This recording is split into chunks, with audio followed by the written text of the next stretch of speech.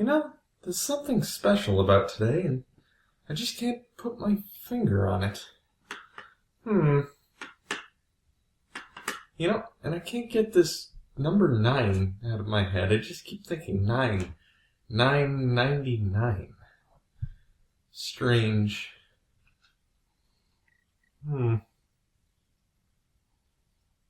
Hello and welcome to a Dreamcastic 14th Anniversary Remastered.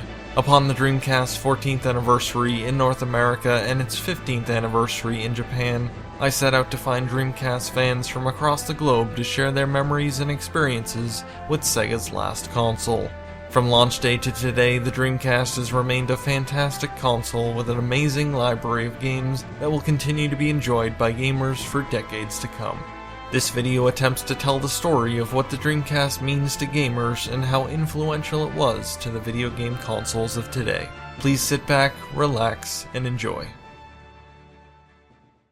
Hey guys, this is Farmhouse the Adequate Gamer. I run Farmhouse Media 3000, which is my YouTube channel where I basically just speak my mind about video games. I am neither good or bad. I consider myself to be just adequate. I am the average video gamer. And this is my Sega Dreamcast. My name is Vampire Mike. I run a small website called SegaCDUniverse.com since 2001. My primary focus for the past year or so, though, has been my YouTube channel, Sega CD Universe. Hello, my name's Mark. And my name's Jamie, and we are The Game Shed. The Game Shed. That's yes. Right. And we love retro gaming and modern gaming and any type of gaming. Yep, you can find us on YouTube by going to The Games Shed or TGS Next Gen. Hi everyone, I'm Ultra Pro and my YouTube channel is called Ultra Pro's Retro Video Game World. It's basically just a haven for all things, you know, old school, Dreamcast, Saturn, anything Sega really, a couple other things. Just basically loads and loads of retro madness and fun and frolics. Hi, my name's Adam Korlick, and I have a channel named Adam Korlick, and it's got a lot of video game videos, including a lot on the Sega Dreamcast. You got time to do an interview? It's an interview? Yeah, about the Dreamcast. Oh my god, I'm no good with interviews, come on. But it's about the Dreamcast one. Fine. If it's about the Dreamcast, then I'll do it. My name is Razor, and my YouTube channel is known as The Retro Game Shelf. It's youtube.com/Warrior Razor. I also have a website, www.retrogameshelf.com, where I upload all of my videos, I do reviews, and I print out cover art for games. Dreamcast related. Hello there, I'm Aaron, otherwise known as the Gagger Man. I have my personal channel, which is just Gagger Man. I have Dreamcast Junkyard, which pretty relevant, I should think. And I also have a little collaboration channel that I do with a few friends called Lucky Hit Series. I'm just pointing towards where all the buttons PC Wizard might put there, and if you haven't got them there, I'm going to look a bit daft. Alright, I'm Tommy Pope, or Murray Curry from Lucky Hit. Howdy, hey there, and hello. My name is Montez McQuarrie, the Practitioner, and my YouTube channel is, well, The Practitioner. My website is thepractitioner.com, and you can find me on a variety of other social networks and all that other stuff. Again, you go to the YouTube page, you go to the website, all that stuff will be available to you. I guess you can say I'm properly dressed for the occasion, but something's missing. There it is. Hi, I'm Player 1. And I'm Player 2. What are you doing? What do you mean? We're here to film a video. We're the Cartridge Bros, and on our YouTube channel we do game reviews and some discussion. And today we're here to talk about the Dreamcast. Nice shirt.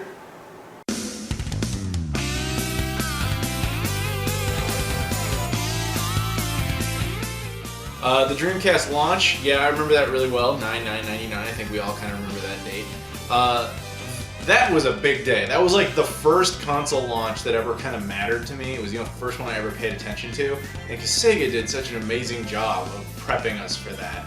And I remember that specific day it was in school, which was the longest and most horrible day of school ever because it just would not end. And as soon as it was over, you know, I got home, I was like, alright Mom, we're going to the store, went over to KB Toys, buy KB Toys, and we picked up the console that I had pre-ordered, got, I believe Sonic Adventure was the only game I bought with it. And came home and just played the living crap out of that game. I didn't get a Dreamcast on the launch, which I believe in the UK was around mid-October. I did get one about a month later, at the end of November, for my birthday though, which was cool. I remember getting a memory card, 2 controllers, I believe they had Sonic Adventure and 35 3GB, and I just remember absolutely just playing Sonic Adventure non-stop for ages, for a long, long time. I absolutely loved that game for the first, couple months of the system's release. Well, sadly for me, I didn't get my Dreamcast until very late into its lifespan. In fact, I think at the end of the Dreamcast lifespan.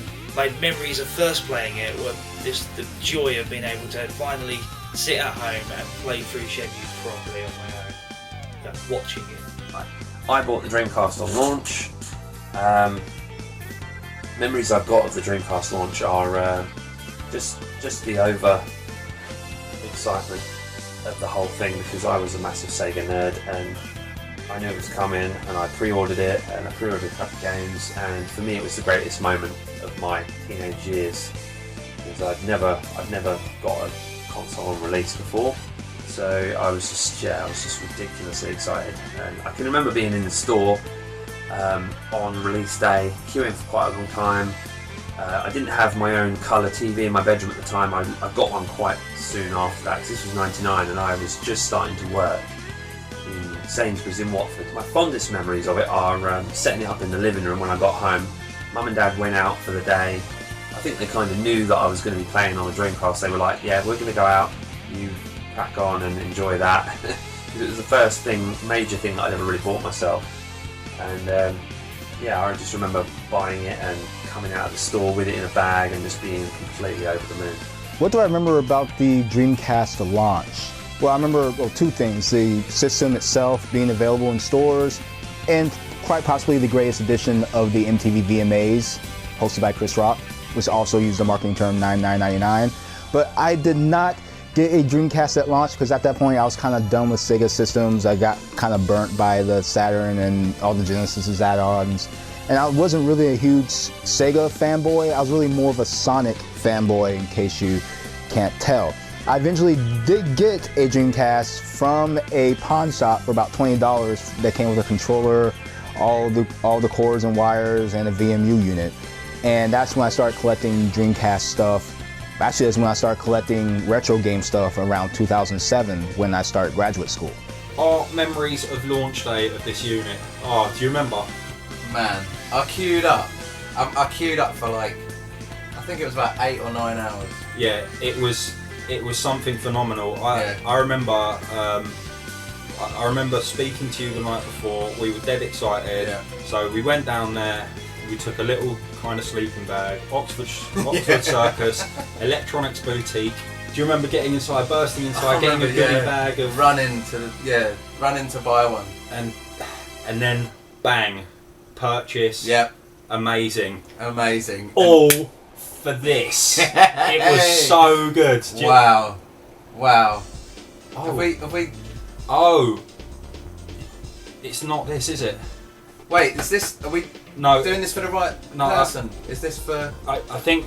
This is got it twisted. PC Wizard, isn't it? Yeah. The Dreamcast. Oh, Dreamcastic channel. Yeah, that's what he's talking about. He's got too many names. He's talking about this. Oh, this one. Yeah, I queued. No, didn't queue. Didn't queue for this. I didn't no even sleeping bags. Nothing. No.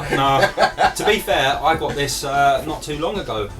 Would you say 5 years? About 5 years ago. Yeah. Yeah. I mean, back then, I remember playing them 14 years ago when it came out, but I never had one because I was skint. And I never had one because I was out all the time. I was working as a sort of 18-year-old and didn't really have time for gaming. But there you go. We love the Dreamcast. Love it. So we don't remember launch day. No, I really couldn't tell you. No. My first real memories of this was my football team, Arsenal Football Club in London, were sponsored by Dreamcast. Not sponsored by Sega, sponsored by Dreamcast. So on the shirt said Dreamcast. And although very passionate footballer, footballing fan at the time, it still wasn't enough to make me go out and buy one of these. Well, quite a very passionate footballer, were you? No, I've never been a passionate footballer ever. That's a lie. No. My first memories were a friend of mine called Joel. He bought a Dreamcast, and I remember going around to his and playing it a lot. Yeah, those were the days when you'd go round to a mate's house. Just to play video games. Yeah, I'll come round and see you. And it wasn't to come see you. Joel, I'm sorry. You probably did it to me as well, my N64. But I used to go around to yours just for your N64. Yeah, exactly. But so I remember going around to his and playing that and loved it. Absolutely loved it. Sadly, I don't really have any memories in terms of the Dreamcast launch. I do remember it coming out, but I never picked one up right away. I had friends down the block who had them, and I would go to their house and play it all the time. I thought the graphics were phenomenal. I thought it had some really interesting ideas, and I really liked the VMUs. I thought it was interesting that you were able to play these kind of mini games on the memory units and then transfer things between them. I also remember playing Power Stone with my friends in games like Dynamite Cop and Zombies Revenge, and I just thought the arcade games and the different titles were amazing. I couldn't believe how much fun we were having multiplayer-wise. I eventually purchased a Dreamcast a few years after it had died. I believe the PS2 was out at this point, and there was a local video shop down the block that used to sell used games and used systems that they would rent out. I went there one day and I happened to notice they had a Dreamcast for I think it was $39.99. I believe it came with 2 controllers and a game, but I don't really remember. That day that I ended up picking up the system, it was either really cold out or snowing, I don't recall which, but I just remember walking home with this shit-eating grin on my face with this box, this cardboard box for miles with this Dreamcast and in this kind of plain box, and it was freezing out. I remember thinking to myself, this is really going to be worth it once I walk these few miles back home. So we'd always been a Nintendo family, and then when the PlayStation came out, they sort of became our adopted siblings. We started getting those as well. So when the Dreamcast was launched, it wasn't something our parents even thought about getting us. No, so we had a Genesis at the time, but it wasn't until really late in the game, so we never really were a Sega family. And it wasn't until just a couple of years ago that I picked up my first Dreamcast. I actually found it on Kijiji bundled with a lot of the staple games like Shenmue and Sonic Adventure 1 and 2, Crazy Taxi, Code Veronica was in there, so I couldn't refuse. And myself, we did a video there a little while ago, about a month ago now. It was a pickup that we had managed to find. It was a great deal, and I managed to get 2 Dreamcasts in that deal. And I've been playing his games that he had since. Now this is going to sound a bit bad for me to be in a Dreamcast video and not have bought the Dreamcast on its launch day. I didn't own a Dreamcast when it was relevant. When this little grey box was a console to have, I didn't own one. I owned a PlayStation 1, and then after this thing got discontinued, I owned a PlayStation 2. I was fortunate enough to try out the Dreamcast, and I remember playing Daytona USA, and I remember it being perfect to the arcades, if not better than the arcades, because the Daytona USA port to Dreamcast is better than the arcades. That's my memories of the Dreamcast when it was relevant. Sega Dreamcast, man, what a great system. And I remember when it was first coming out, that launch campaign that they did, that ad that they did, that it was coming out 9/9/99, September 9th, 1999, and wow. I remember it came out and I didn't get one. I was actually not really into console video gaming then. I'd done my NES, Super Nintendo, N64, but I was kind of on a bit of a lull. I got myself my first real PC, and I was doing a lot of PC gaming, and it was just I found it to be kind of expensive at the time, and it wasn't because I was getting a PlayStation 2, because I never actually owned a PlayStation 2 either. And what I ended up doing was buying it when it was towards the end of the console's life cycle, when all these great games were out, but they were actually down in price. In fact, the console itself, if you can believe it or not, that came out $9/9/99, I actually bought for $99. So I've got the full $9/9/99 experience. So, but wow, it's just such a great system, and just such a ton of great games for it.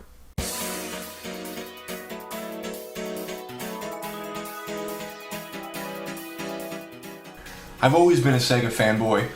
I've loved the Sega Genesis and Sega CD since I was a kid. And I'm not sure why I didn't buy the Dreamcast initially on launch. I guess back then, you know, you're younger, you don't really have as much access to money, so you try to wait and see when things come out how they are, that type of thing. After seeing all the games and playing all the fun multiplayer titles at Friends though, I was just very taken aback by it. Some of my favorite games are on the Dreamcast, and I think till this day the Dreamcast really holds up as a quality system. Why did you buy a Dreamcast? Just ask a question. Why did I buy a Dreamcast? That's a question. Okay, I bought the Dreamcast. It's Sega's last hurrah in the hardware business. I mean, this thing, it's so hard to describe like what this thing means to retro gamers and Sega fans. We want another Sega console, but this is the last console they made, and that's why I bought it. It's the last console Sega made, and I love Sega, and I had to own one of these, so I bought one. Two, in fact. That's why I own a Dreamcast, and it has a great library of games. I got the console because growing up, I grew up on the Genesis and the Super Nintendo, but I was more of a Genesis fan, and Sega had kind of vanished to me. You know, like later I got an N64 and I got a PlayStation. I had missed the Saturn, like most people. I did not have a 32X, I didn't have a Sega CD. All of those consoles didn't like exist to me. I just never knew about them because my friends didn't have them, and if your friends don't have them when you're that age, you don't know about them really. Remember, this predates the internet. So I saw in a gaming magazine the Dreamcast was coming up, and I was like, Sega's coming back? And they just showed like all these awesome screenshots and everything of all these games, in particular Sonic Adventure, and I was just like, I have to get this thing. I want to relive how awesome the Genesis was, but even better. And of course it was. The Dreamcast was amazing.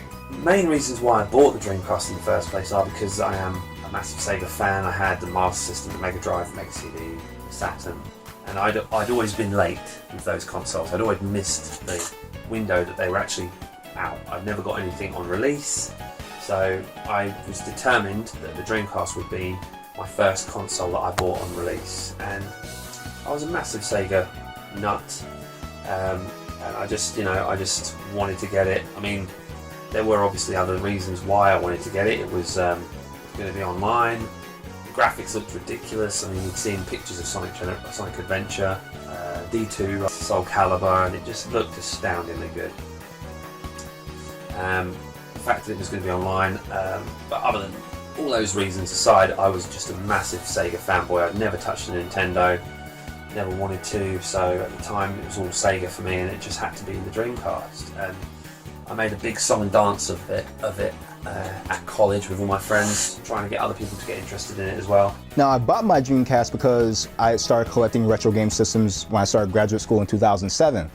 And I bought it because, well, the pawn shop had it, it was available, and I wanted to start getting a still collection of games that I started to do some research on over the past few years. But honestly, the game I kind of really wanted to play was Shenmue, because I already had Shenmue 2 on the Xbox, and it came with Shenmue the movie, that DVD movie, but no, I never even watched it. I really just wanted to play the game, and I already played Sonic Adventure, Virtua Tennis, and Jet Grind Radio on a buddy of mine's Dreamcast.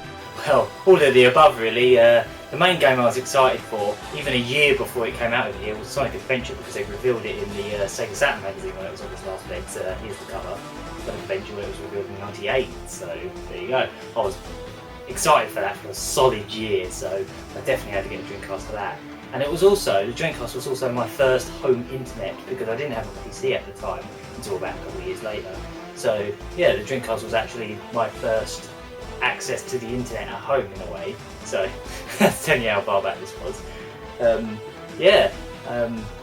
also maybe just a bit of a Sega fanboy. Yes, maybe. Well, for me, it would have to be because I was a Sega fanboy. I grew up with the Master System and the Mega Drive, sadly skipped the Sega Saturn, and I saw this shiny new console and what they were doing with one of my favourite series, and I just had to have it. Well, I'll tell you why. It's because of the arcade conversions. Now, Mark and I, we've got a lot of history in arcades. Yeah. Especially... I'm just going to hold this up, sorry. One of our favourite peripherals. Yeah. Especially Sega arcades, which we played quite a lot. Personally, we used to go down to Oxford Street and play a hell of a lot of House of the Dead 2. Yes. And to get a perfect conversion on a home console was everything. It meant everything. Let's just dump this back up here. It meant so much. It was such an important moment. House of the Dead 2. What a game. And I believe these nice big clicks. Look at that. Beautiful. So this is why we initially got the Dreamcast, just for this game. So important. Also, there was one other arcade game which brought back loads of memories, which was 18-Wheeler. Oh, what a game. Do you remember where we played this? Ridiculous. Do you remember where we played this? Yeah. In Ibiza. In an arcade in Ibiza when we went on holiday. As mere youths. Mere youths, little boys. Little boys. So to see those games on a home console and the conversions were spotless. Yeah, literally They're bang brilliant. on. So the Dreamcast smashed it. Yeah, so that is why we got it for 18-Wheeler and for House of the Dead 2 especially. So as I said earlier, when I found that bundle deal, I really couldn't refuse. And there was a lot of games on the system that I was actually looking forward to getting, most importantly being a little RPG known as Skies of Arcadia. That was the real reason I wanted the Dreamcast for years now. So when I had the opportunity to then go get it, it was the first game I went and bought after having the Dreamcast. And it wasn't until after that I discovered so many other things that are already on it. It's, yeah, the Dreamcast really is like an entire system of hidden gems. It really is.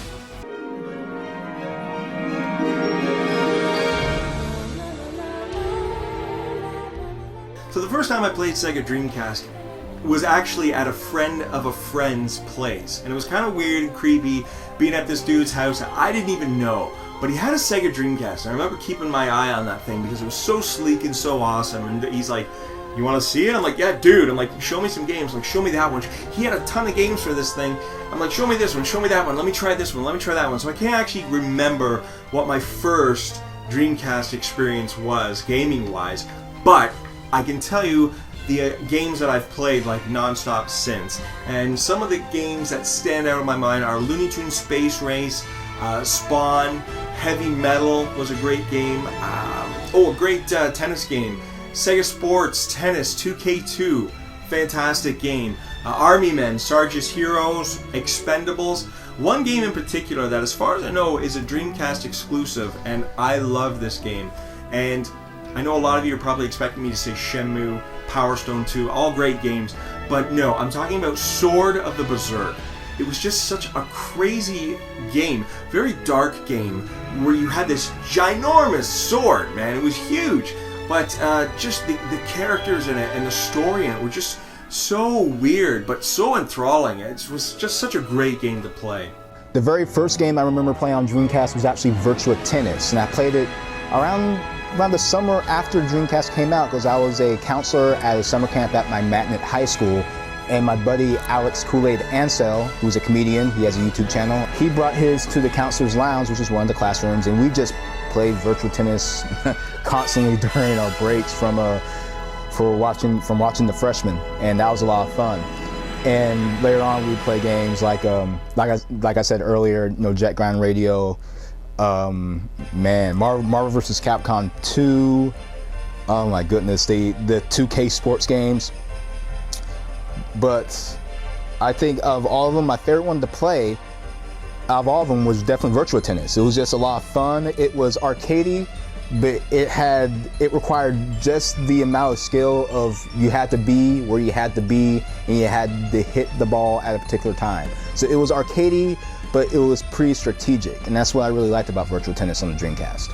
Some of my favorite Dreamcast titles are Seaman, which you use a microphone and speak into the game and the game interacts with you, which for its time was pretty revolutionary. I always really loved Phantasy Star Online, both versions 1 and 2. It's really what got me into the internet kind of gaming scene after playing on the PC for a few years. All the amazing arcade titles like House of the Dead 2, Dynamite Cop, Zombies Revenge, Soul Calibur, it just has some great arcade ports. Really strange stuff that came out only in Japan, like Sega Gaga. And how could you forget all the excellent fighting games that came out on the Dreamcast, like Marvel vs. Capcom 2, this is the Japanese version, Capcom vs. SNK 2, which eventually got ported over to the Xbox. And then these amazing games. Project Justice, Omicron the Nomad Soul, which is one of my favorite games of all time, Fire Pro Wrestling D, which is my favorite wrestling game of all time, and the Shenmue series, which, keep your fingers crossed, hopefully gets a third one. I got a bunch of games when it came out. First, my actual 2 pre-order titles I got on release were Sonic Adventure and Blue Stinger. Sonic Adventure was a complete departure for Sonic series because it was really awesome 3D, and it was like almost like an open world game. You could go to different places, do different missions. You could repeat missions if you wanted at any point, just to go back over them and do better. Blue Stinger was just a fantastic, unusual, bizarre survival horror game in the vein of Resident Evil. But it was very off the wall, it was very strange. You killed these zombies and they dropped coins, they dropped gold coins, which you went into the shop and spent on new weapons out of vending machines, no less. And I'll just never forget that music that was in the shop. It was ridiculous. Those are some of the early games that I bought on it. Obviously other games are like Soul Calibur, Shenmue, Skies of Arcadia, Phantasy Star Online. If I had to say which was my favourite game of all time on the Dreamcast, it would have to be a joint win between Shenmue 2 and Phantasy Star Online version 2. I spent the most time on both of them, completed them both. They just really highlight the whole reason why the Dreamcast was so fantastic. It took risks, it made amazing games, it was all about the fun, it was all about the online, and it was just all about, you know, fantastic games and fantastic graphics for its day. I mean, you know, no console at the time was as good as the Dreamcast graphically, or even came close. What were the first games played on the Dreamcast when we got it? So, what did you? Right, this is me. I first played. I like my shooters, so I first played Confidential Mission. Yep. We have got some gameplay footage of this on our channel. I love it. I think it's another wonderful Sega shooter. Yeah. I also played 18 Wheeler, obviously, and House of the Dead 2. Perfect. Love them. Well, some of my first memories were MSR because I seem to remember that coming with it. Am I wrong? I wasn't there. I wasn't there. It was one of the. It was one of the first games I remember playing. Absolutely beautiful. Absolutely, car driving racing game. Graphically amazing. Like, at the time, I just remember playing it and like, wow, this is just mind blowing. Choo Choo Rocket, which Jamie absolutely hates. Hate it. I just remember playing it and being a bit confused. Cat Mania and all that. It's mental. But that was an early one. And finally, I remember playing Soul Calibur. Look at that. Soul Calibur. These CD cases, they're not as not robust as they are now. 14 years. Soul Calibur, what a beautiful game. It's one of some of the first games that I played on the Dreamcast. Well, like I stated earlier, my first game was Daytona USA. And that game is incredible. Now, as for favourite game on the Dreamcast, that is a tricky question. But if I had to pick a favourite, then I'm going to have to go over here and grab Shenmue. This is my favourite game on the Dreamcast. I mean, I'm not a fan of role-playing games, but I'm a fan of Shenmue. Who isn't? Shenmue. Early games. Sonic Adventure, I got right away, played that a lot. NBA Showtime on NBC, I realize that's a bit of a surprise one, but yeah, I played this a lot. Crazy Taxi, I played a lot early on. Power Stone. Power Stone was great, and I got that, not at launch, even though it was a launch title, but I got it like a few months later. And I had a lot of fun playing that. A lot of my friends did. Every one of my friends who had a Dreamcast had Power Stone, so that's probably why I got into it. Didn't play Shenmue right away. I did buy it relatively early on, but never really got around to playing it until after the console was no longer relevant. And unfortunately, that's really all the games I did play when it was relevant. I mean, occasionally I would rent stuff from like Blockbuster or whatever, but you know, those were the ones that kind of defined the relevant years of the Sega Dreamcast. When I got my Dreamcast, the first thing I did was ask Player 2 to borrow his copy of Skies of Arcadia. I'm a big RPG fan, so I knew that was one that I had to play. You can't really call yourself an RPG fan if you haven't played Skies of Arcadia. So that was the first game I played, and I really enjoyed it. It's a good game. I remember back in the day when it first launched, maybe a couple years after it launched, playing it at a friend's house. We played a lot of Crazy Taxi. That was the first game I ever played on it. And then we also played a lot of Power Stone. And if you've never played it, it's kind of like Sega's answer to Smash Bros. Because it's just a brawl-style fighting game. It's actually really fun in a party setting. And it wasn't until years later, because there was a large gap there where I wasn't playing any Dreamcast, that I finally got my hands on my own, and I was able to try out Sonic Adventures 1 and 2.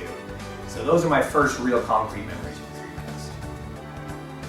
Well, the first games I played were obviously Sonic Adventure, and I also had Virtua Fighter 3 TV with my first system, which I actually didn't think was all that impressive compared to, say, Virtua Fighter 2 on Saturn for some reason. So I ended up trading that one in, but I kind of regret what I traded it in for, because I was a big South Park fan at the time. I traded it in for Chef's Love Shack, which was just a bunch of little mini games and a quiz thing. That was amusing for about 20 minutes. It was a bit dire.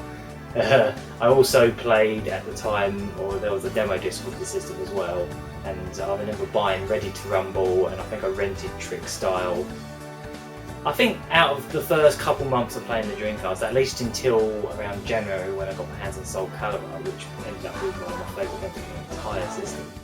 Up until then, Sonic Adventure was by far and beyond my favourite game on the system, but then Soul Calibur came along and just sort of blew it out of the water, really. I was playing that for probably the next year, amongst other things, of course. Well, first game I played on it, the reason I wanted it in the first place was Sonic Adventure. I mean, watching the opening movie just had me in awe of what I saw, what was going on. The gameplay was wonderful. It's a game I still enjoy to this day. Other than that, other memories of games I first played on the Dreamcast were things like Soul Calibur, Dead or Alive 2, and eventually Shenmue.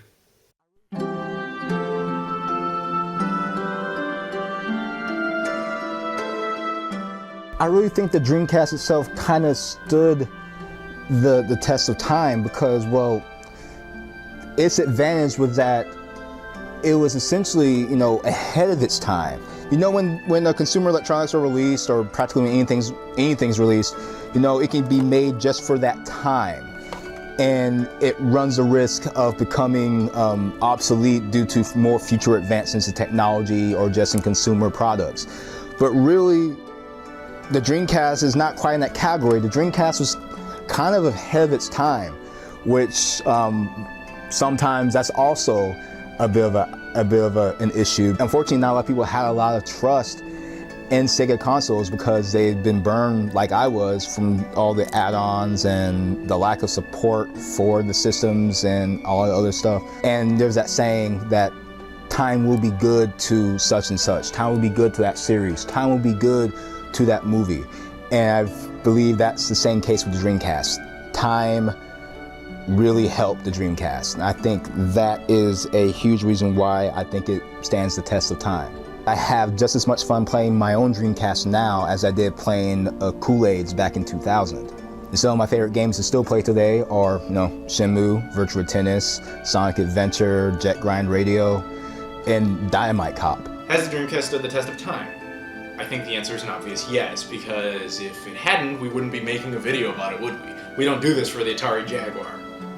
There aren't any other consoles I can think of where every year an entire community gets together to celebrate its launch as its birthday, as if it's a person. I mean, really, can you think of any other one?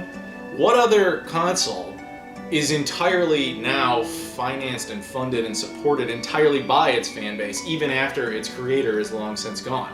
Namely, what I'm saying is independent titles like Gunlord here, things like Stormwind, Dux 1.5, Pure Solar, which is coming up. There's not too many other consoles that get independent releases well after the console's dead. I think we will understand down the road, in who knows how many years, that gaming definitely changed as soon as the Dreamcast and Sega pulled out of things. I think we'll understand that it diverged into a direction that it's hard to say yet if that was a good or bad direction. Personally, I don't really like where gaming is going, but others may, so what have you. The answer is yes. I think that the Dreamcast has stood the test of time and will continue to because of a plethora of great games on it, including of course Shenmue 1 and 2, and the continued fan support by people like myself, people like PC Wizard 13 for making this video. I assume you're either going by that or Dreamcastic channel on this one. Jonathan, you're a supporter. And anybody who would watch this video, you guys are all awesome. How well do we think the Dreamcast has stood the test of time? Well, personally, I think there's a lot of love for the Dreamcast. There's, you know, a lot of people still talking about it. I think it stood the test of time very well, and it is perfect arcade conversion. Shows just what we had when we were younger. And I think the accessories for the Dreamcast have massively stood the test of time because they're built so well. They really are. These guns are brilliant, and they're just so sturdy. The keyboard, fantastic. You know, there's so many more accessories that you can get for the Dreamcast that still play so well today. It's definitely stood the test of time because it still plays so well. Let's think of games-wise, like Virtua Tennis plays beautifully. There's no two ways about it. What games do we play these days still? Still play 18-wheeler, still play House of Dead, still play Typing of the Dead. Yeah. There's a bunch. There's a whole bunch of games we still love. Yeah. Football games. Crazy Taxi. Brilliant. Yeah, of course. Crazy Taxi. You cannot beat Crazy Taxi. Absolutely beautiful, and that still plays brilliantly, and you can tell that it stood the test of time by the fact that they've remade it on so many mobile platforms, and it is exactly the same basically. I think they just changed the music. Same as Jet Set Radio. That's had various numerous releases recently. Jet Set Radio. That's an absolutely beautiful game. It's perfectly cell shading. Stood the test of time, and we are still loving it in its original format. The Dreamcast stood the test of time really well. I mean, it's still got new games coming out today that are really good quality. Most of the games that you play on the Dreamcast you can go back to and say, good God, these games are just so much fun. I mean, like Ooga Booga, Alien Front Online, San Francisco Rush 2049, Bomberman Online, Cosmic Smash, Rez, you know, anything really. Hydro Thunder, Four Wheel Thunder. The games, they just transcend time because they look fine, they don't look horrible, they look gorgeous still. You play it on VGA and it looks amazing. And they're just so much fun, you know. The Dreamcast controller was great, and I really think it stood up the test of time well. Online games, some of them are still online now. You know, you've got like Quake 3, you've got the unreleased, but we've got hold of it, Half-Life, which looks really good on the Dreamcast. So yeah, I really think it's stood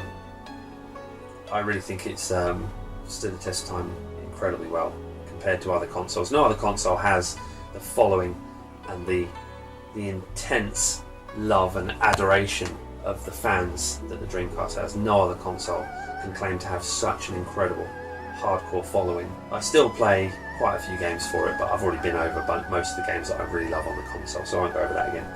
What can I say? I have a rather large collection of Dreamcast games which I've been buying ever since it came out. I still haven't got bored of the system. I've almost collected every game I want for it now at this point, but there's still games coming out for it, like Stormwind. So, you know, I absolutely love the Dreamcast. It's one of my all-time favourite, if not my all-time favourite console, because I'm a big fan of arcade games in general, and the system is absolutely perfect for them. But not only are they arcade perfect, the majority of the games on the system, but there's just so many of my kind of games on there. I especially love all the Capcom fighting games and all the kind of stuff that they just put on there, and some of the really quirky stuff that they put out all the time.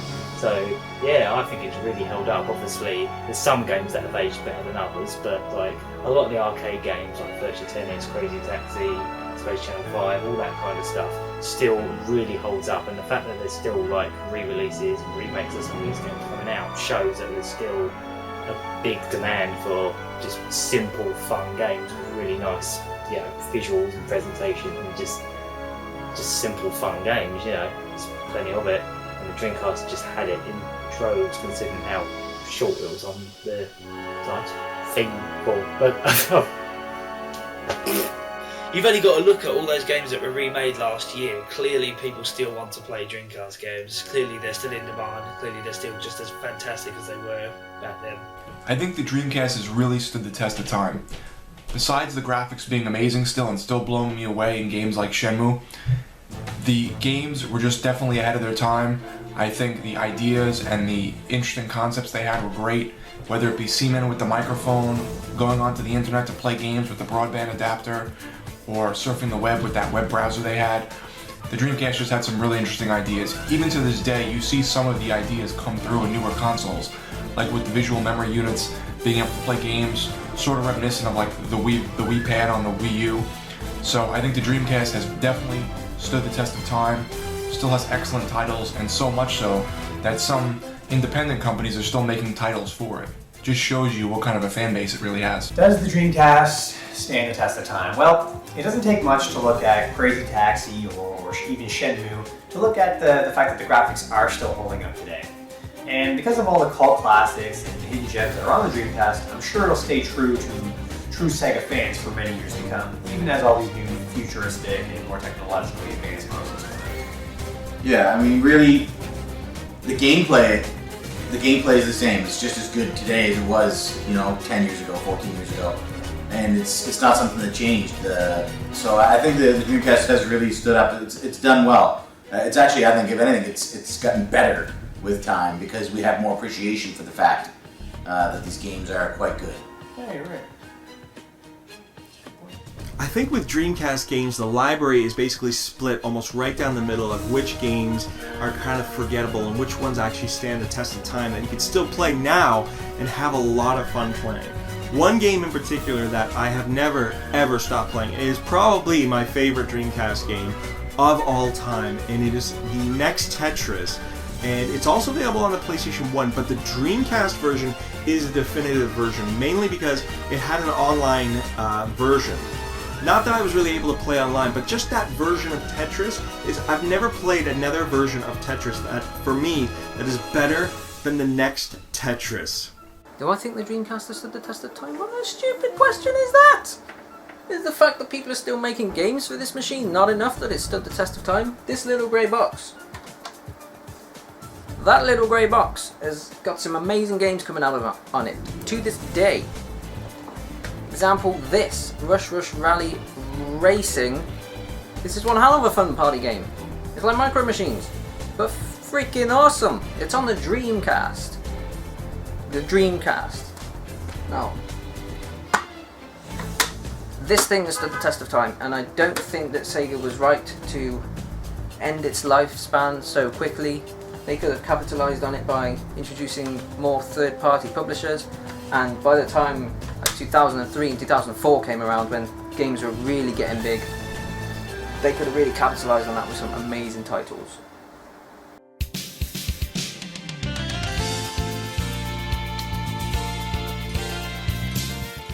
Would I buy it if they made another Dreamcast, like a Dreamcast 2, like now?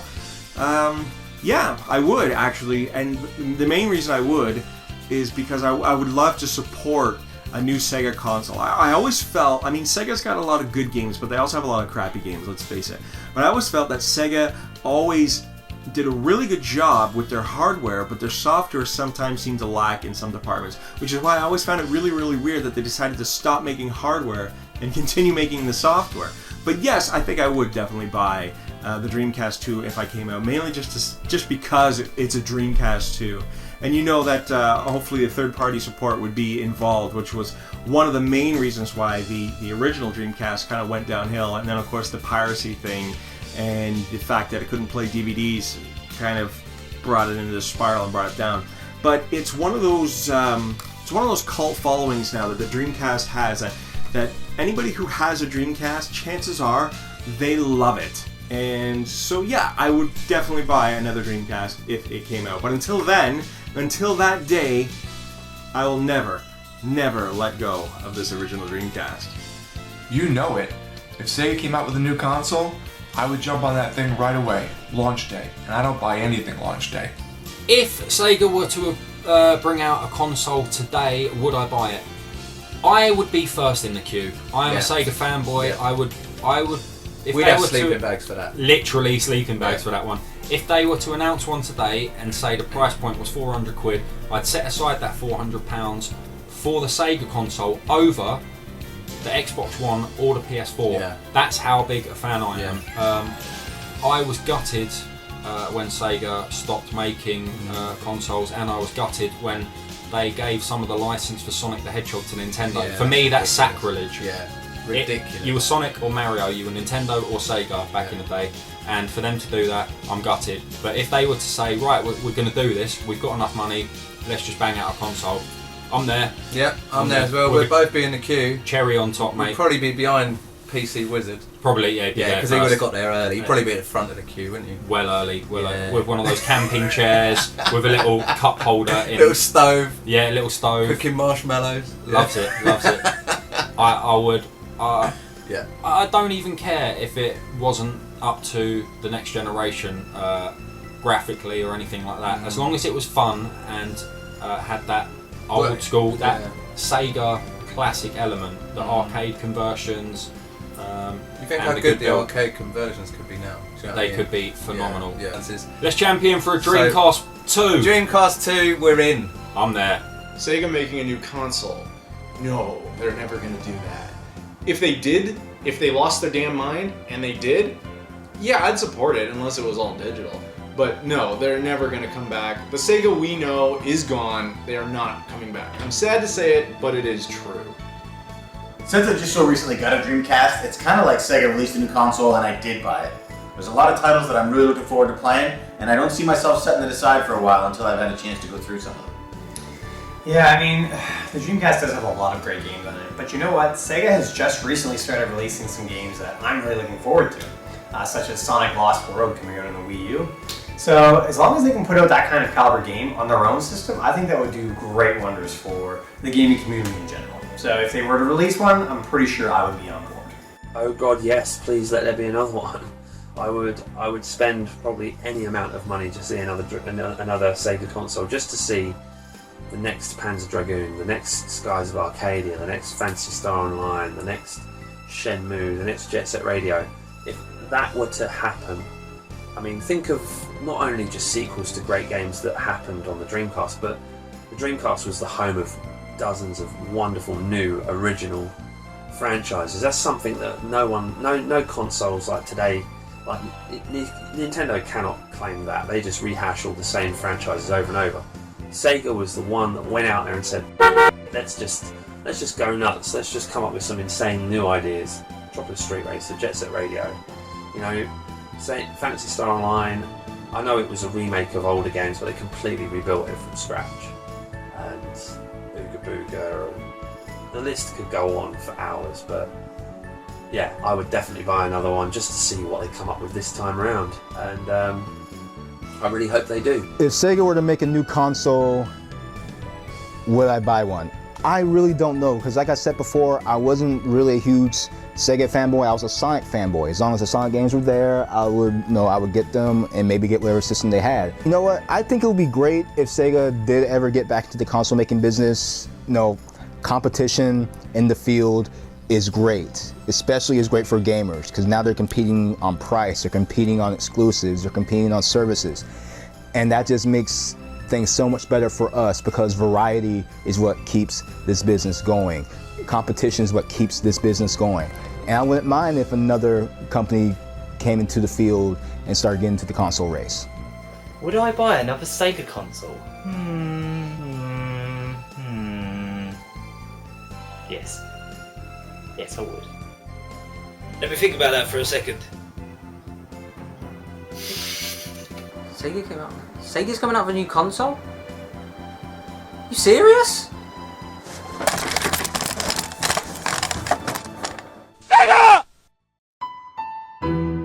There aren't any other consoles I can think of where every year an entire community gets together to celebrate its launch as its birthday, as if it's a person.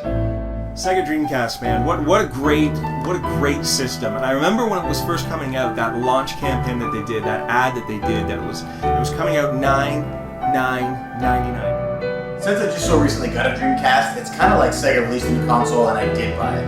There's a lot of titles that I'm really looking forward to playing, and I don't see myself setting it aside for a while until I've had a chance to go through some. What can I say? I have a rather large collection of Dreamcast games which I've been buying ever since it came out. I still haven't got bored of the system. I've almost collected every game I want for it now.